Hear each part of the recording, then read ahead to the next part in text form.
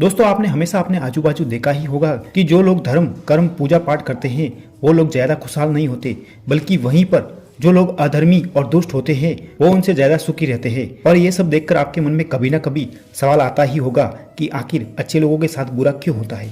परंतु आजकल के लोग इस रहस्य के बारे में नहीं जानते। इसका सबसे मुख्य कारण है कि वो अपने धर्म ग्रंथों को सही से नहीं पढ़ते। आज इस वीडियो के माध्यम से हम जानेंगे कि अच्छे लोगों के साथ हमेशा बुरा ही क्यों होता है, जिसका वर्णन भगवान श्री कृष्ण ने भगवद गीता में किया है। नमस्कार दोस्तों, ज्ञान विद रतन चैनल में आप लोगों का स्वागत है। वीडियो को अंत तक देखें और साथ ही चैनल को सब्सक्राइब अवश्य करें। सनातन ग्रंथों में भगवद गीता एक ऐसा ग्रंथ है जिसमें मनुष्य के हर सवाल का उत्तर है।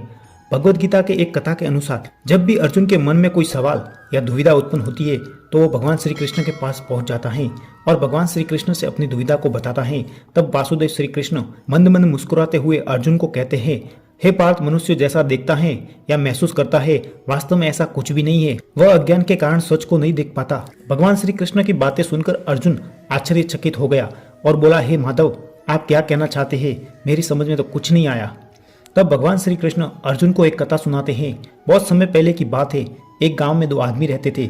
उनमें से एक आदमी व्यापारी था जिसके लिए अपने जीवन में धर्म पूजा पाठ का बहुत महत्व था। चाहे कुछ भी हो जाए वो मंदिर में जाकर भगवान की पूजा करना नहीं भूलता था। साथ ही दान पुण्य की भी कोई कमी नहीं रखता था। वहीं पर दूसरा आदमी उससे बिल्कुल विपरीत था। वह मंदिर में जाता था पर पूजा के लिए नहीं, मंदिर के बाहर कोई सामग्री हो तो उसे चोरी करने के लिए जाता था। उसे दान धर्म दया से दूर दूर तक कुछ लेना या देना नहीं था। वह कहीं पर भी चोरी कर कर अपना पेट भरता था। इसी तरह समय बीतता गया और एक दिन उस गांव में जोर की बारिश आई, जिसके कारण मंदिर में पंडित के अलावा कोई नहीं था। और उसी समय दूसरा वाला आदमी मौका देखकर मंदिर का सारा धन चुरा कर वहां से भाग गया। तभी उसी मंदिर में धर्म कर्म में विश्वास रखने वाला पहला आदमी आ गया, जिसे पंडित ने चोर समझकर चोर मसाना चालू कर दिया, जिससे मंदिर में काफी लोग इकट्ठा हो गए और उस भले आदमी को अपमानित करने लगे। साथ ही उसे भला बुरा कहने लगे और साथ ही उसे मारने भी लगे। ये सब देखकर भला इंसान हैरान हो गया कि आखिर मेरे साथ ये सब क्या हो रहा है, और बचते बचाते हुए वह मंदिर से निकल गया। थोड़ी दूर आगे जाकर उसकी एक गाड़ी से टक्कर हो जाती है, जिससे वो घायल हो जाता है।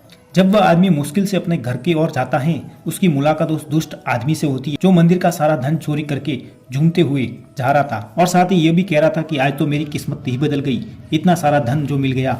व्यापारी ने ये सब बातें सुनकर वह घर जाते ही भगवान की सारी तस्वीरें बाहर फेंकने लगा और अपना सारा गुस्सा भगवान पर निकालने लगा। पूरा जीवन भगवान से नाराज होकर निकाल देता है। कुछ समय बाद दोनों की मृत्यु हो जाती है और दोनों यमराज की सभा में पहुंचते हैं। उस व्यापारी ने अपने पास उस दुष्ट व्यक्ति को देखकर क्रोधित होकर पूछा कि हे यमराज, कि मैं तो हमेशा अच्छे कर्म करता था, पूजा पाठ और धर्म कर्म में विश्वास रखने वाला आदमी था, जिससे मुझे जीवन भर अपमान और दर्द ही मिला, और इस पापी आदमी को धन से भरी पोटरी मिली। आखिर ऐसा क्यों हुआ मेरे साथ? इस पर यमराज ने उस आदमी को बताया कि वत्स, तुम गलत सोच रहे हो। जिस दिन तुम्हें गाड़ी की टक्कर लगी थी उस दिन वास्तव में तुम्हारा आखिरी दिन था, लेकिन तुम्हारे किए गए अच्छे कर्मों के कारण तुम्हारी मृत्यु एक छोटी सी चोट में परिवर्तन हो गई। इस दुष्ट आदमी के भाग्य में राजयोग लिखा था, लेकिन इसके कर्म और पाप के कारण एक धन की पोटली में बदल गया। श्री कृष्ण अर्जुन से कहते हैं, पार्थ, तुम्हें अपना उत्तर मिल गया होगा, और ऐसा सोचना कि भगवान हमारे अच्छे कर्मों को नजरअंदाज कर रहे हैं तो ये हमारी भूल है। भगवान हमें कब किस रूप में दे रहे हैं ये मनुष्य के समझ से पार है, लेकिन अगर आप अच्छे कर्म करते हो तो भगवान की कृपा आप पर हमेशा बनी रहेगी। तो दोस्तों, इस कथा से यह सीख मिलती है कि हमेशा हमें अच्छे कर्म या सत्कर्म करने चाहिए। और भगवान श्री कृष्ण ने गीता में बताया है कि मानव द्वारा किए गए कर्म कभी भी बेकार नहीं जाते। चाहे कर्म अच्छे हो या बुरे, उनका फल जरूर मिलता है। आशा करता हूँ हमारा वीडियो आपको अच्छा लगा होगा, तो लाइक करिए और ज्यादा से ज्यादा शेयर करें और साथ ही चैनल को सब्सक्राइब जरूर करें।